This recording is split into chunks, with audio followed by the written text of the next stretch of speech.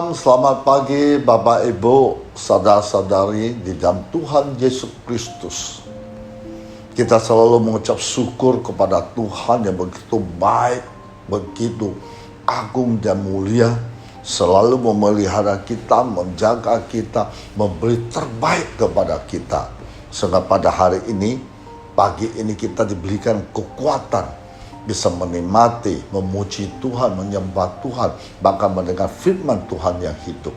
Ini semua anugerah murah, anugerah Tuhan semata-mata bagi kita semua. Terima kasih.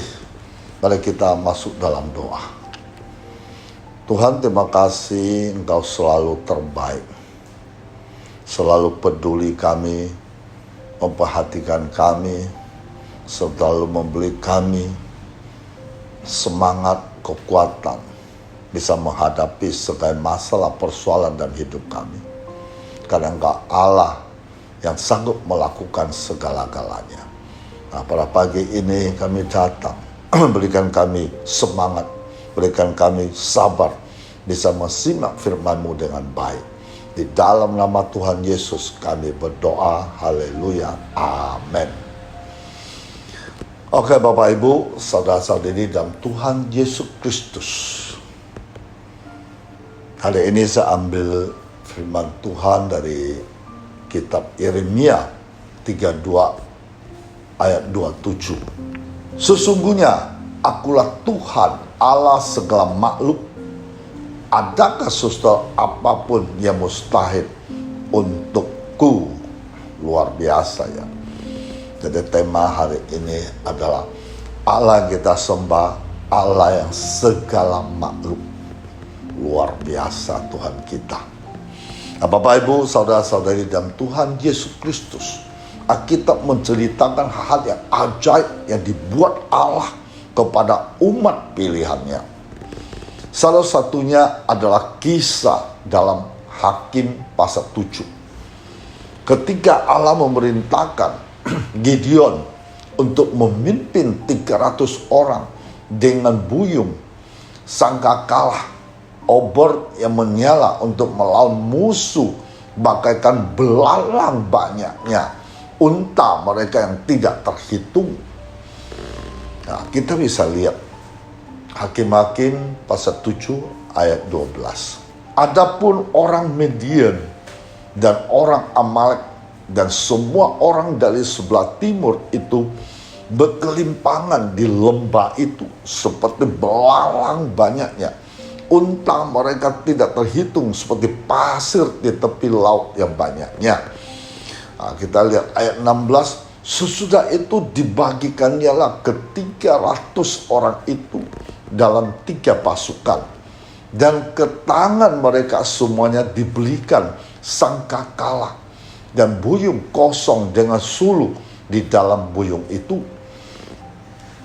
Ayat 20. Demikian ketika pasukan itu bersama-sama meniup sangkakala, memecahkan buyung dengan memegang obor di tangan kirinya dan sangkakala di tangan kanannya untuk ditiup, serta berseru, pedang demi Tuhan dan demi Gideon. Kita baca lagi ayat 22. Sedang ketiga ratus orang itu meniup sangkakala, maka di perkemahan itu Tuhan membuat pedang yang seorang diarahkan kepada yang lain. Lalu larilah tentara itu sampai ke Betseta, ke arah Jelilah sampai ke pinggir Abel Mehola dekat Tabet. Mampukah bangsa Israel mengalahkan musuh yang setanggung itu? Musuh yang begitu banyak, musuh begitu kekuatan. Di mata manusia hal itu mustahil. Mereka tidak memiliki perlengkapan perang untuk memadai. Tidak pula memiliki kekuatan pasukan yang cukup. Namun mereka memegang satu hal yang menjamin kemenangan mereka, yaitu janji Allah yang disampaikan lewat Gideon. Nah, kita baca Hakim pasal 7 ayat 7. Berfirmanlah Tuhan kepada Gideon, Dengan ke-300 orang yang menghirup itu akan kuselamatkan kamu. Aku akan menyerahkan orang Midian ke dalam tanganmu. Tetapi yang lain dari layak itu semuanya boleh pergi, masing-masing ke tempat kediamannya. Ketika bangsa Israel memegang janji Tuhan dan percaya, maka mereka selamat dan mengalami kemenangan. Allah ingin kita tetap berpegang, percaya pada janjinya, sekalipun di tengah tantangan yang berat dan bahkan yang mustahil. Maka Tuhan berfirman, sesungguhnya akulah Tuhan segala makhluk. Adakah sesuatu yang mustahil untukku? Bapak, Ibu, saudara-saudari dalam Tuhan Yesus Kristus, Dialah Tuhan yang telah melakukan perkara-perkara besar bagi bangsa Israel. Dia juga akan melakukan perkara besar bagi kita, asal kita tetap pegang teguh janjinya, sampai kemenangan menjadi milik kita, dan kita dapat berkata seperti pemazmur berkata, Mazmur 126 ayat 3.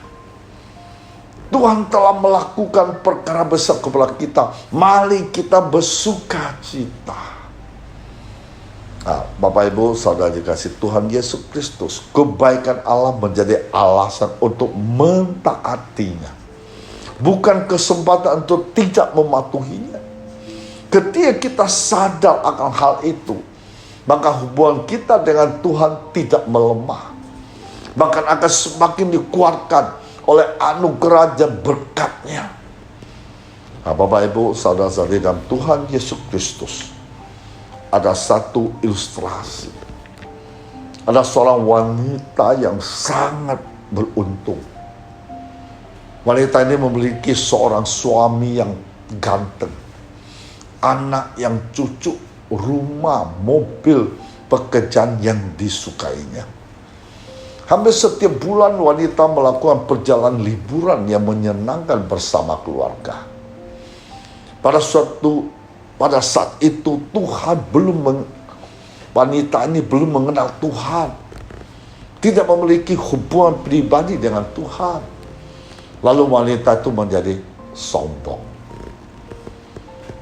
Suatu ketika wanita merasakan kehampaan yang luar biasa dalam hatinya. Dan hal ini membuatnya sangat gelisah. Wanita berdoa supaya Tuhan menolongnya untuk mengusir kehampaan dalam hatinya. 2 minggu kemudian, wanita mengalami banyak hal yang berat, menyakitkan dalam hidupnya. Wanita kehilangan pekerjaan, suaminya berselingkuh, anak-anaknya menjadi perebutan 2 keluarga. Wanita terpaksa berpisah dengan keluarganya. Tragedi ini menyebabkan wanita mendekat kepada Tuhan. Wanita mulai mengenal siapakah Tuhan.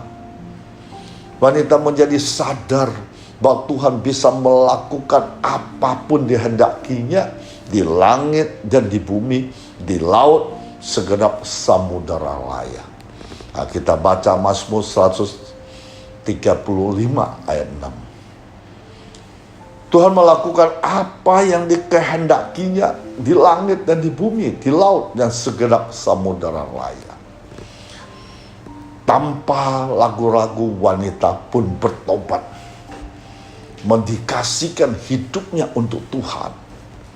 Wanita belajar untuk memaafkan. Wanita mengikuti semua Tuhan perintahkan. Tidak mudah memang, tetapi wanita taat.